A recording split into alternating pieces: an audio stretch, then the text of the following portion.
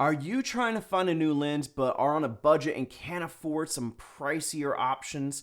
Or are you trying to find a more unique look, something that sets you apart? Well, I've got something that will solve both of those in one. Let's do this.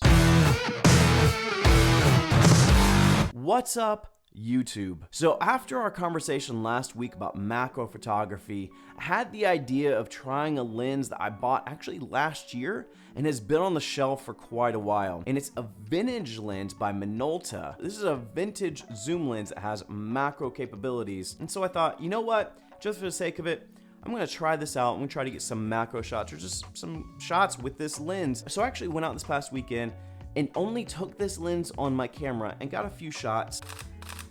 And I thought, this would be a great topic for today. So let's talk about vintage lenses and why they may be something for you to look into when you're looking for your next lens. So I got into vintage lenses sometime around last year. I was looking at doing some telephoto work with moon photography, and that lens that I have is a 75-300. And so at the time I was like, yes, this is gonna give me what I want. Going for it. So I bought it. It was about $50 and I used it for quite a while. Some of my first initial moon photos were with that lens, that Minolta lens. After that, I started looking into other vintage lenses. And I'm going to do a review on some other vintage lenses, so I might not talk about them in great detail today, but I wanted to open up the subject around vintage lenses, period, and why they should be on your radar when you go to buy your next lens. One reason why I think vintage lenses should be on your list of lenses to look into when you're buying your next lens is just price. Again, I bought this 75-300 for $50. I have some other lenses that I bought for like 30, 50.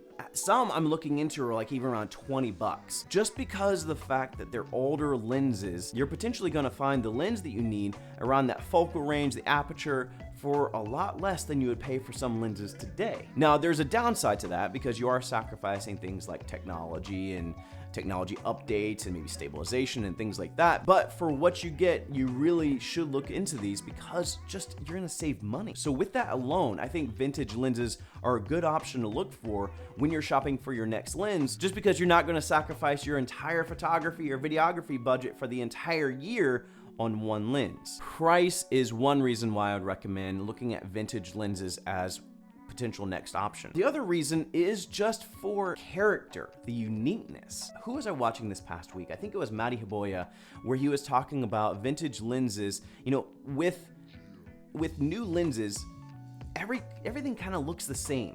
You know, you can only get so sharp, get so close, get so detailed. You may have like some lenses, you may have some really good lenses, but for the most part, they're kind of like very similar. With vintage lenses, one thing that kind of sets them apart is the fact that they're not really perfect. There's a lot of lenses that are appealing because of their imperfections. And so you have this character that it builds. You know, one that comes to mind, which I hopefully will be doing a review on soon, is the Helios 442, which is a 58 millimeter. I think it's 58. It has this like swirling bokeh, and that's due to an imperfection in the lens. And so these lenses are not necessarily perfect as maybe our standards are now, and so you may find different characteristics. Things like a lot of old lenses are straight made out of metal, small little tanks of lenses where you just can knock it against something. I am a violent person. The other thing is, like, you may run into sometimes where you get something that looks crazy like this. This looks straight up 80s. I mean, come on. What says 80s more than this? When I first bought this, I thought this was gonna be like the Canon white, and that's not the case. This is very much like space silver. It's just, it looks cool. Like, I bought it because it looked cool. Not gonna lie, it did do the 300 millimeter, which I was into, but it looked cool, and that was a big thing for me. I think somebody tried to sell me on a lens that wasn't exactly like this. He was like, oh, I have another one that's better. I was like, I don't care. Half the reason I'm buying this so I can put it on a shelf somewhere and it looks cool. You get the character in the build, you get maybe the quality in the build, but then you also just get a unique look. I took a picture with this lens, I think last October, and it was like the perfect Halloween picture. And I'll put it up here. Honestly, it's so random, but it reminded me, it's like that nostalgia. It reminded me of watching like Batman, like the original Michael Keaton Batman. It just was great. It was like that Tim Burton feel with the just the 80s vibe, smoky vibe everywhere. I'm probably gonna take more Halloween pictures with it this year because I dig the look that comes out of it. You know, the Helios is one that a lot of people like because it does have that cinematic look to it. And you'll find that with a lot of vintage lenses, because maybe not everything is super sharp. You get that more natural cinematic feel to it. Everything now is made to be tack sharp everywhere across the lens. You know, that's one thing that we look into when we're doing reviews or comparisons of lenses. Oh, in the corners, they seem soft.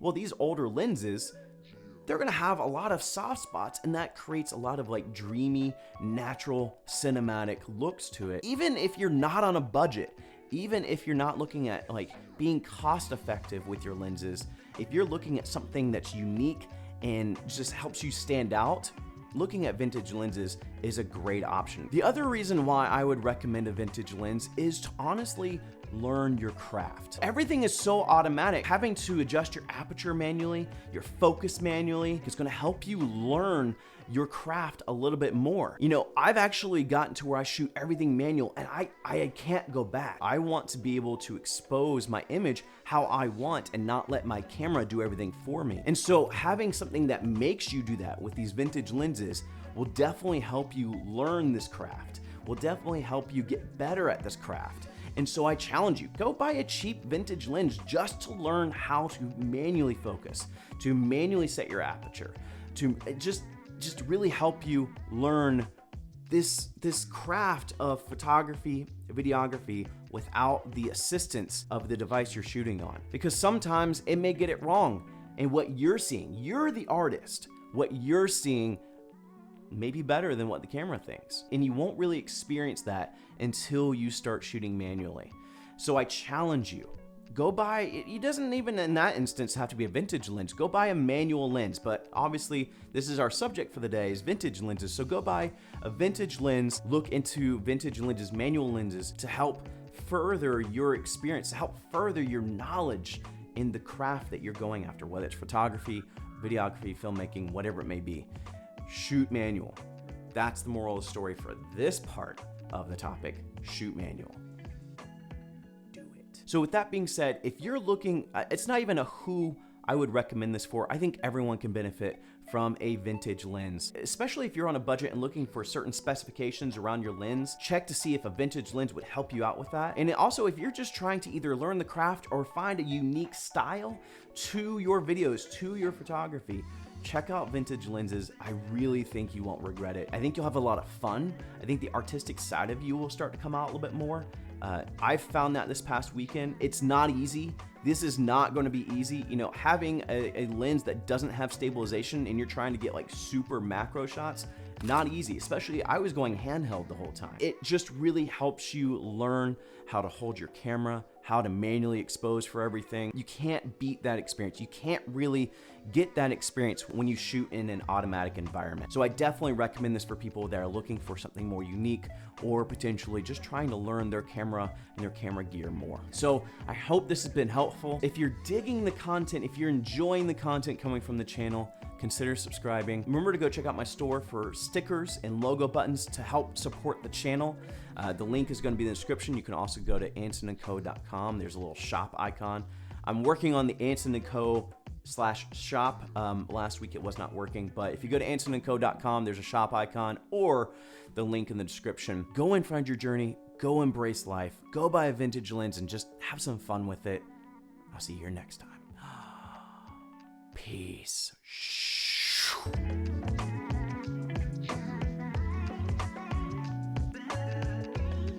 And it got me, wow, it's very dirty. Should have probably cleaned it before I took some of my photos yesterday. Jeez. If you see a hazy thing, it's dust. I just kicked my mic. No. I got everything, right? I got everything. And it's pretty straightforward. This is what happens when you plan. I have my notes. They're not even long notes. I just have notes. And I wasn't doing this more often. Note to self. To have effective YouTube videos, actually plan them out.